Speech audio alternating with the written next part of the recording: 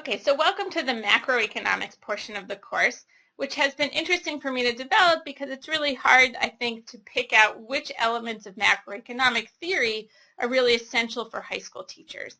And I settled on two things that I want to make sure to convey to you.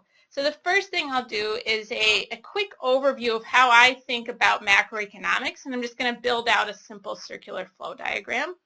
And then I'm going to talk to you a little bit about how modern macroeconomics really has evolved and how it's different from what's oftentimes presented in intro textbooks. Okay, so first the circular flow diagram. All right, so let's just start here. You may have seen a presentation like this before, but I am confident that at some point in your economic career you've seen a circular flow diagram. Okay, but the circular flow obviously is an oversimplified model of the world. It describes income and consumption. Right? So the goods market, households give firms money and firms give them goods to consume. And firms pass money to the households, that's their income, in exchange for the factors of production such as labor. But we know, and this hopefully is familiar to you as well, that at a national income accounting level, consumption is only part of the equation. Right? National income accounting says that GDP is not only consumption, but also investments, government spending, and net exports.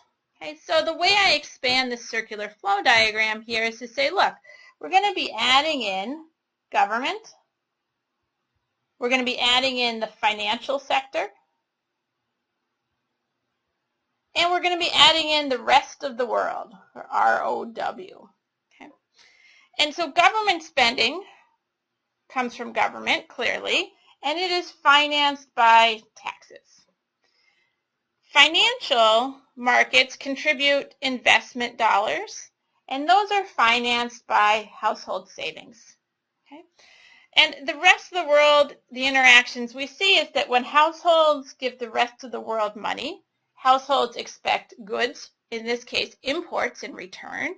And when the rest of the world gives firms money, that's because firms are exporting to consumers elsewhere. Okay? So now we see that income, right, or GDP, income has to equal expenditures here. Income in a national income accounting sense is consumption, government spending, investments, and net exports, or exports minus imports. And so there's all sorts of ways you can go with this when you're teaching in class. We're going to have to just really narrow our focus. And I've decided that the place we should spend the limited amount of time we have together is really in analyzing the financial sector. Okay, so we're going to focus most of our attention here on savings and investment and the financial intermediaries such as banks and investment firms that facilitate these trades. And the reason I picked the financial sector is I think that two reasons. One is that many instructors are a little bit more nervous about teaching about the financial sector, particularly those of you who came to social studies via political science or international relations or even history. Oftentimes government or trade are topics that are closer to your comfort zone, and banking and finance tends to be a little bit more treacherous. And secondly, I think that the financial crisis or the events of 2008 and the aftermath provide an excellent teaching opportunity, one that you want to have in your classroom. And so I want to give you some tools to make you more comfortable discussing those topics.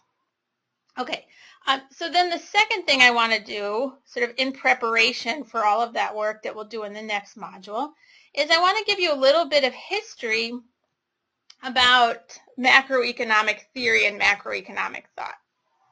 So the model that you'll study in the textbook, and then I'm going to leave it to the Khan Academy videos to really walk you through the basics of, is something called the ISLM model. And the ISLM model has been around for a very long time, and it's a real workhorse in macroeconomic theory, but it's not without debate or discussion in modern macroeconomics about how relevant it is to today, or sort of to how we think about macroeconomics today.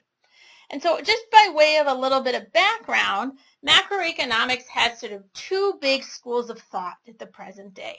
Okay, and I'm oversimplifying, but it's interesting to know that in macroeconomics, there's much less agreement amongst the experts than there is in microeconomics. And very broadly speaking, we can put the two camps into two groups that are sometimes referred to as freshwater macroeconomists and saltwater macroeconomists.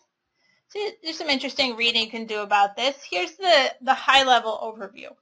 Well, first of all, they're called freshwater economists because the economists who were associated with this school tended to come from places like Chicago and Minnesota, and they tended to be close to the Great Lakes. And the Great Lakes, of course, are freshwater schools. Okay, so here we have places like Chicago, the U of M, right, University of Minnesota, which actually is where I'm trained, although I didn't study a ton of macroeconomics at the graduate level there. I was more of an applied micro. But nonetheless, this debate is very interesting for those of us who are regionally located in Minnesota. And this contrasts with the school of thought that's much more dominant in places like Yale or Berkeley, which are on the coasts, and that's more near oceans. Berkeley, there we go, and hence the name saltwater. Okay. Another way to think about these is that the saltwater school has really stuck more closely to the Keynesian tradition, okay? And that's where the ISLM model is going to be most useful, right? The ISLM model sort of very closely relates to the Keynesian cross and the development of macroeconomic thinking dating back to Keynes' discussion of inefficiencies or stickiness in the macroeconomy. The freshwater school, on the other side, would be more associated with the thinking of people such as Prescott, who taught at the U of M for quite some time. That's an O there. And this school of thought sometimes is called the real business cycle, or RBC. And it's more, sometimes also called the new classical. And it assumes that there are not those sticky pieces of the economy. There's not stickiness that's keeping us out of equilibrium. And this school of thought is much more optimistic about the ability of the market to self-correct and self-adjust. Okay. Now, these two schools of thought, although they have different conclusions that they come to, and although in the media you oftentimes are going to see, saltwater sort of more traditionally aligned with democratic thinking, and freshwater here maybe more aligned with Republican thinking. It's not as if these people are speaking completely different languages. Okay, and in fact, all of modern macroeconomics really looks very different from what you're learning in a macroecon intro textbook, which is not all that bad. In an intro textbook, really what you're trying to learn is the vocabulary and the basics. And then at this intermediate level, what I want you to understand is that there are a number of ways you could take those basics and a number of interesting debates that you could have. Okay, so all macroeconomics at the graduate level or at the theory level these days doesn't really work with the models like the ISLM so much as it uses a model called dynamic stochastic general equilibrium. It's a mouthful, so I write it down. Dynamic stochastic general equilibrium. And what this is, and each of those words is important, the dynamic piece of it is that it's a model that's meant to aggregate up all micro decisions. Okay, so it's built on micro foundations, so to speak, and then look at how those decisions evolve dynamically over time, over many generations or many iterations. The stochastic piece is that once you've built a model that can evolve and sort of look at decisions over time, you can shock that model. Okay, and a stochastic shock is like a random shock that can happen. And you can see if you throw a monkey wrench into your model, if you throw a change, what you can expect to happen. right? And then this idea of general equilibrium is that the model is sort of seeking an equilibrium in the long run. And we think this does a much better job of describing the real world and also giving us a much better foundation for how to analyze modern shocks such as the financial crisis, such as the housing crisis, and what that might do to the economy. But again, this is not without debate or discontent. I shared a link on the Moodle page about an essay from Naranja Karklakova, who probably was, by the time you're viewing this lecture, the president of the Federal Reserve Bank in Minnesota. And he's rather critical of DSGE and the ability of this sort of modeling to provide us with useful tools. And he makes a counter argument that's really interesting. Okay, so what do I want you to take away from this? Okay, so I have sort of two big takeaways from this intro lecture. In your reading, I want you to remember that at its core, macroeconomics is looking at growth. It's interested in short-run fluctuations in unemployment and inflation, and that models like ISLM are useful starting places, but that our thinking has sort of evolved from there, and that there's some interesting debates these days about what is the right way to model short-term fluctuations, to model the business cycle. And I think that if you're reading the popular press, right, I always think that my goal for macroeconomics is that you should be able to read the newspaper, right? You should have the vocabulary or an understanding of the theories that people are debating about when you read the newspaper. And I always think, well, you don't really need to understand dynamic, stochastic, general equilibrium in order to read the newspaper, nor do you really need to understand the ISLM curve.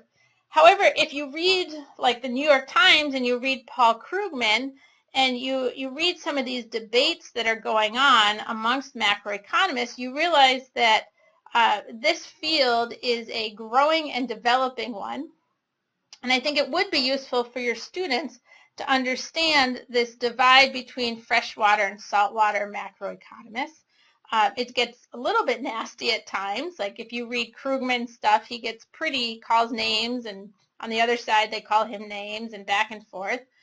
Krugman is definitely a saltwater economist, and you know he, like Karklakova, has raised some concerns about the ability of the tools that we use in modern macroeconomics to really help us understand what's the right policy response.